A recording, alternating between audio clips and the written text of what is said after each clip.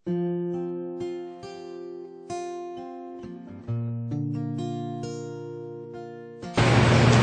really good to journey with his brother. In times of trouble, he's there. Pag masaya naman when you're having fun, it's also good to have this brother around. He's always been the light of the party.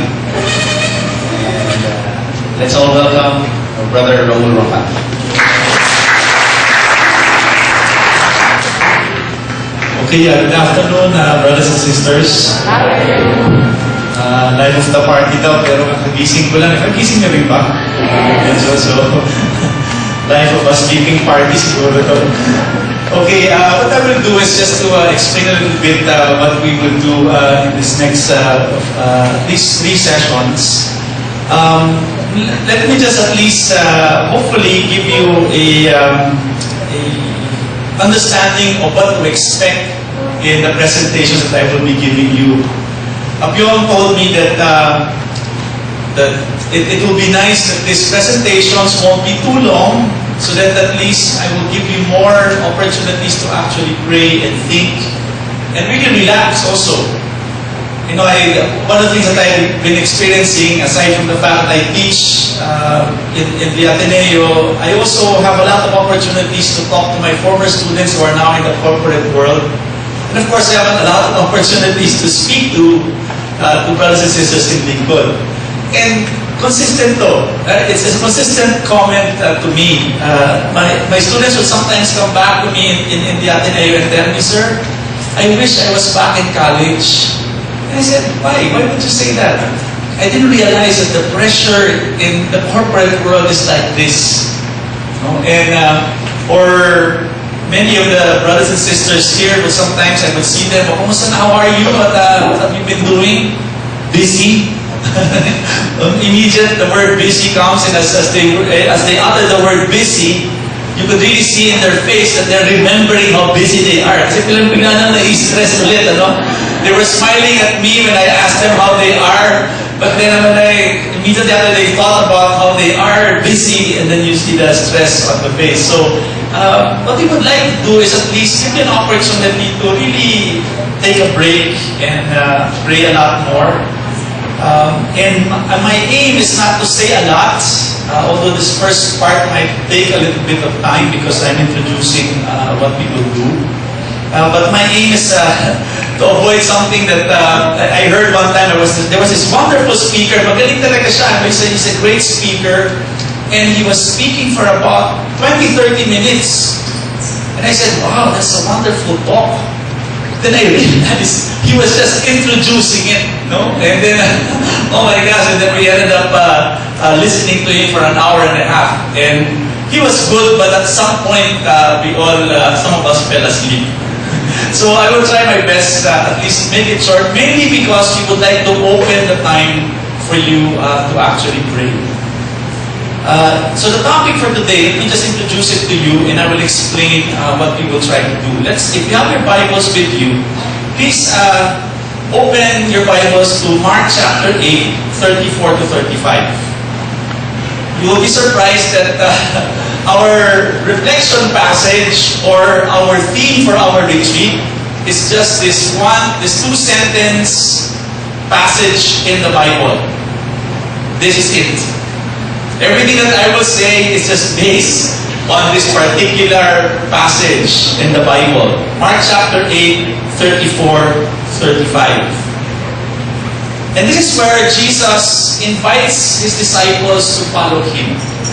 And let me read it to you.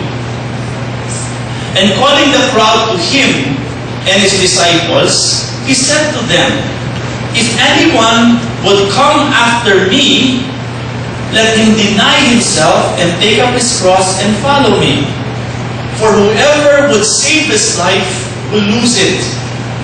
But whoever would lose his life for my sake and the gospel's will save it." Yun na yung retreat natin. Tapos na. That two sentences will be the main theme of our retreat. And we will begin with a simple reflection. We will begin with a reflection on the first phrase, and then we will reflect on the second part of the definition, and then we will conclude with another theme or another part of that main passage. Let me just give you a context before I explain this passage to you. At this time, when Jesus was speaking to his disciples about this passage, his disciples have already been following him for quite some time. Many of them were impressed of the kind of man he is, and many of them were even wondering, is this man also God? And the shocking thing, at this stage in their experience of Jesus Christ, he then starts to talk to them in a weird way. Like he was actually saying goodbye. He was telling them, you know what? I will suffer and die, but don't worry. I will rise after 3 days. So, you might wonder, of course, the reaction of the people who were listening to him, his close disciples. One of them, Peter, said this, that would never happen to you. It would never happen to you. I mean, you're a great man. And I'm even thinking you are God. So, that would never happen to you. Then Jesus talks to Peter and tells him, get behind me, Satan. So he said, no. You cannot stop this. This will happen. Then he tells them, if any man will come after me,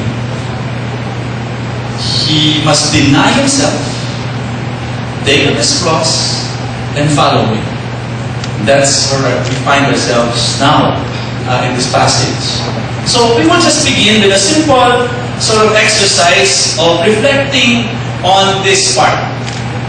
Jesus is telling his disciples, come follow me. If anyone would come after me, what would they do? But the first thing he says is this, let him deny himself. So the first sort of input, what I will give you is some ideas. After those ideas, I will leave you a few questions and I will let you go and pray. Okay? So, we will try to understand this very simple phrase. Let him deny himself. So we will talk about the idea of what it means to deny, which is related to the idea of authority. Okay? And this authority mainly is also struggling with the idea that this authority must face the fact that an important aspect of authority is ourselves. Tayo. We need to make a choice what to do when an authority figure enters into our life. And the question we want to ask in the end, who should I submit to as an authority in my life? Myself is very important to me, yes, but what's the final authority that I should submit my life to? So this is a phrase that speaks about authority and about ourselves. Okay? So yun lang. Then I will, of course, hopefully this will help us reflect some more. Let's begin with the idea of the word deny. We don't understand this word deny because we probably do not understand the context of the time of Jesus. In the time of Jesus, it was very important for people to declare who they were living for, or their sense of allegiance. And allegiance is a declaration often, hey, I am under the emperor. And it means that if I am under the emperor, it will be very bad of me to deny my connection with this authority. Ano naman? It's a simple sort of idea. Denial is a warning for people, and it's a warning, hey, never deny the authority that you've accepted in your life. What does it mean to accept? an authority in your life? What does it mean to pay allegiance to an authority in your life? Well, simple. When you say that you are under an authority of someone or an institution, you definitely would like to identify with that authority, right? I remember one of my friends, by the way, my students would always be surprised at this. I'd always introduce a story with this. You know, one of my friends, after a while, for a whole semester, they would hear me tell stories. You know, one of my friends, and finally one of the students was very sharp. Mr. Roncal, do you have a lot of friends? Because you always say a lot of stories about your friends. And then I finally realized, yes, I have a lot of friends. But anyway, one of my friends, he was this guy who was a simple guy who wanted to be successful in life. And he fell in love. See? I thought that he would end up with this girl. But then, what happened was, he did not end up with this girl. This girl was being advised by another girl. And then they were, this other girl was trying to console and give her some advice on how to handle the relationship. And voila! The girl who was giving the advice was the one who ended up being the woman of this guy. And they ended up getting married. So, well, to cut the long story short, because of the difficult situation they found themselves in, they decided to just move away from this country and settle in another place. And of course, probably you know where they went, right? And they went to the US. And I said to myself, this guy, how did he end up there? And of course, he ended up there because he made a choice to be hooked to this woman. And this woman, his family, lived in the US. But the transformation of this guy was a simple guy, an ordinary guy. He likes the Philippines a lot. But suddenly, I started seeing him sending emails, sending pictures. He was becoming more and more an American. And finally, the concluding thing was, their first child, they were celebrating, wow, the girl got pregnant after 9 months, they gave birth to this wonderful baby. And the next picture I get from in an email is a picture of their baby wrapped with an American flag. Di ba? Here's this guy who was suddenly identified himself with this new reality. And when you identify with the new reality, it seems that even it affects every aspect of your life. Di ba? That you end up wanting to relate to things based on this authority. But then you also realize this. Yes, sometimes when we say, okay, you are the authority of my life, it seems that it's so simple, right? But any authority figure or any country would realize this. An authority is often denied. A country might run its place, and the citizens are there, and they're under the authority of that country. But it's not surprising that many times, the people who live in that country disobey the authority. Right? They say that they're part of that country, they love that country. And this friend of mine, maybe he's an exception, but I think it's not out of the question that he can fall into the trap of someday denying this authority and saying, okay, sorry, I disobeyed. Why is that? When we go to the second part of the reality of authority, and that is, authority would often need to relate to each one of us. Bottom line, brothers and sisters, is very clear that many people today, if they study the way people work and the way we think, they're beginning to realize that, you know what? The real authority in any person's life is the person himself. It's the self. To the point that people are so concerned about the self that this idea of selfie has become a predominant theme in our lives.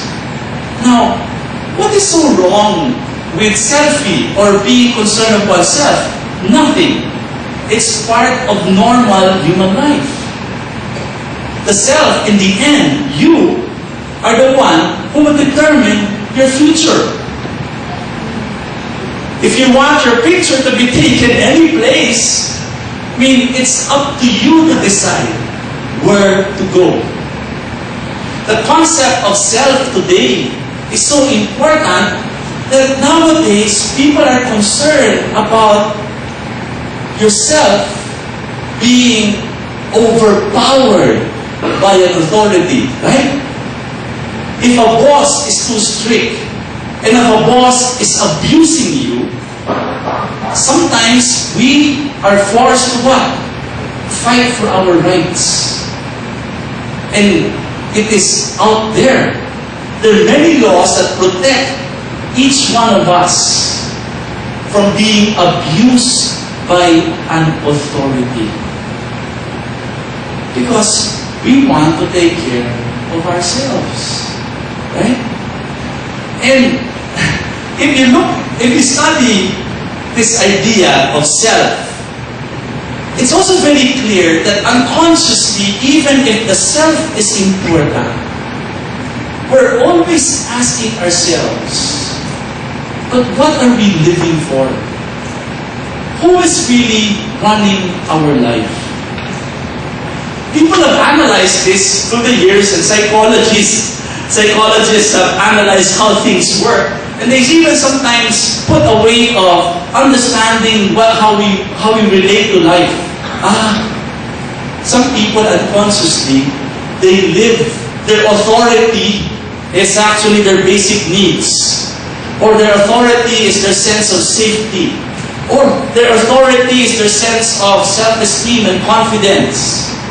But bottom line, they say, but in the end, they're doing that because they want to fulfill themselves. Right?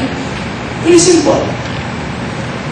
And you are not surprised if the big question in your life is, okay, what shall I live for? What should I give myself to? What should I give myself to? And this is the experience of many of us. We give ourselves to many things. And we try our best to give ourselves to this, to that, to this, and to that. And sometimes we even reach this point. We want to make sure that we are in control of ourselves. Right? But what do you often experience? Sometimes we experience being out of control. No matter how we control, no matter how we try to manage our life, we often experience ourselves overwhelmed. One time, one young person told me something very... I was not able to answer this young person. He said to me, "Sir, I'm living a crazy life. I'm doing this with my life. I'm disobeying my parents. I decided to become an alcoholic. I decided to do this with my life." And finally, I wanted to correct him. But I wanted to tell him, "What are you doing with your life?" And I was getting angry at myself because he was so confidently telling me that he was living a crazy life. And as I was about to say something, he then said, you know what? I'm angry with God. I nearly said, "Oh my gosh, you're living a crazy life. You're angry with God." I was about to. Then he goes, "You know, sir, why I am angry with God?" No. Because my father was murdered. And then I suddenly saw a different person.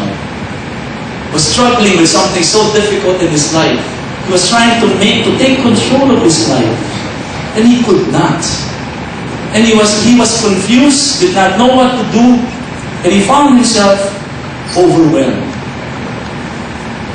Now, where do we give ourselves to in this world today? The problem is, the world out there and people and ideas also offer some options. They tell us, hey, are you looking for something to give yourself to? Are you looking for a reality that you will pledge allegiance to? What authority will you give yourself to?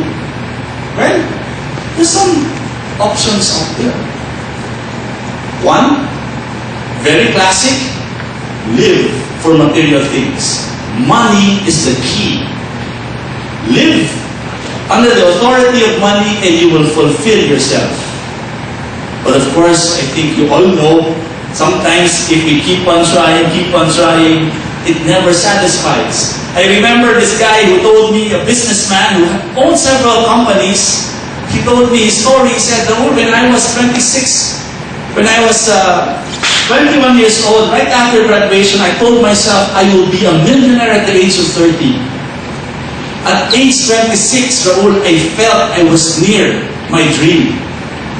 And by the way, Raoul, when I reached 30, I hit my first million. And I said, okay, so you're happy now? No.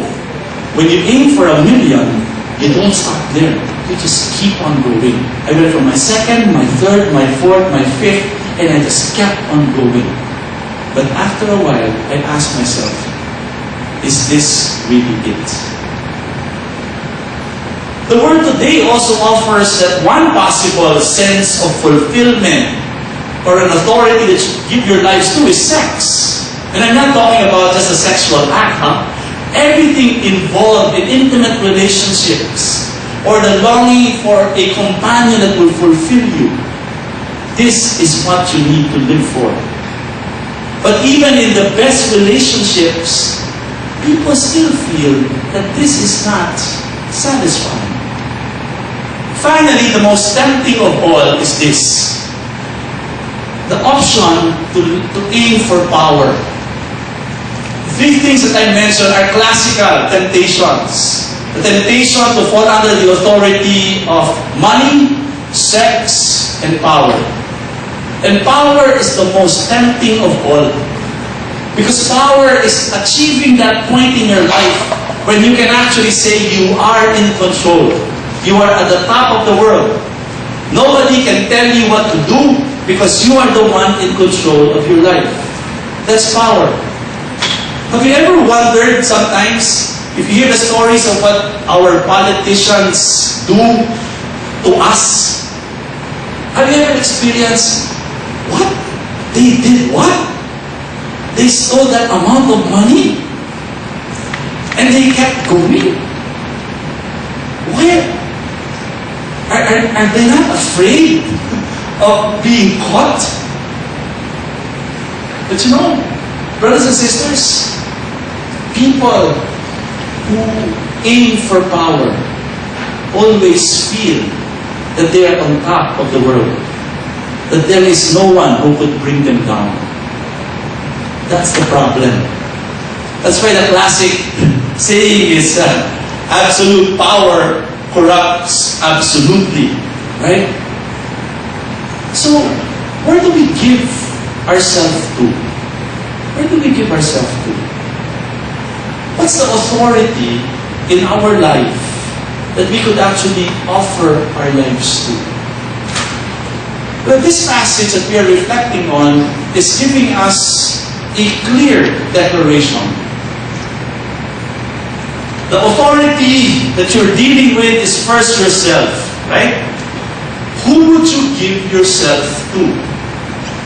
Well, Jesus is very clear.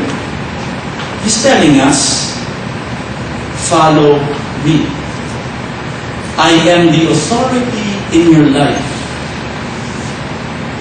that will satisfy. I am the authority in your life that you could use to bring your life together. I am the authority in your life that will make things really work. When you're asking yourself what you would give yourself to, the simple invitation of Christ is this: if any man would come after me, let him deny himself and follow me. Deny your authority and let your authority be me. That's the simple solution. And when he gives that suggestion to us, he's telling us, I will be the absolute authority in your life. I am meant to be the absolute authority in your life. So, I'd like to end that part with you, and then I will just try to give you a simple set of tips here. Again, hopefully I achieved my aim this afternoon, which is to speak short enough that you don't have time to sleep. Okay, so far, you are just about to fall asleep and I stop, right? So my timing is perfect. So, I'd like to give to you in a few minutes a suggested pattern of questions that you would ask yourself. But let me just give some tips on what you will do. Because we will give you a lot of time. Easily, you can easily have 45 minutes to even an hour of just being alone, thinking and praying. Now, let me remind you of a simple reality. If you are doing something for the first time, it's not easy.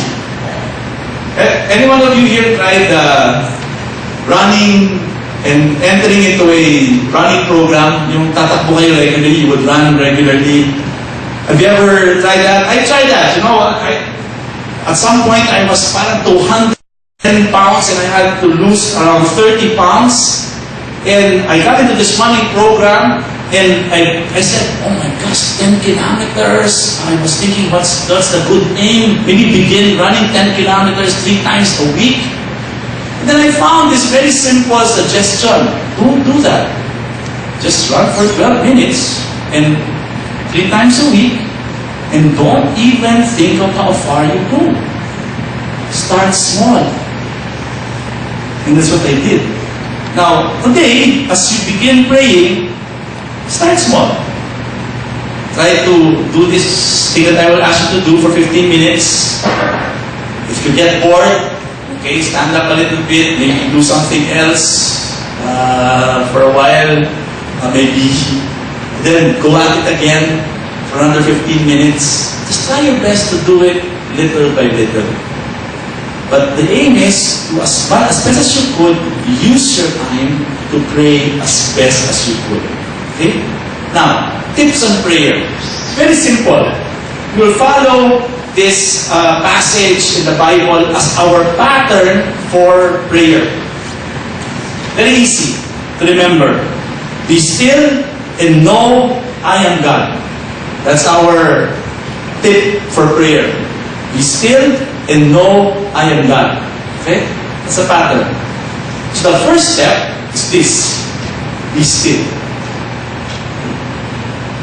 When you're still, the thing that I'd like to recommend to you is find a place where you could sit down and just be still. Just quiet yourself down. Now, again, don't be surprised that you will be thinking of your work. Okay lang yan. It's part of the experience. Don't be surprised that you want to check your cell phone. Okay lang yan. Then that's the part of it. But try your best to avoid it.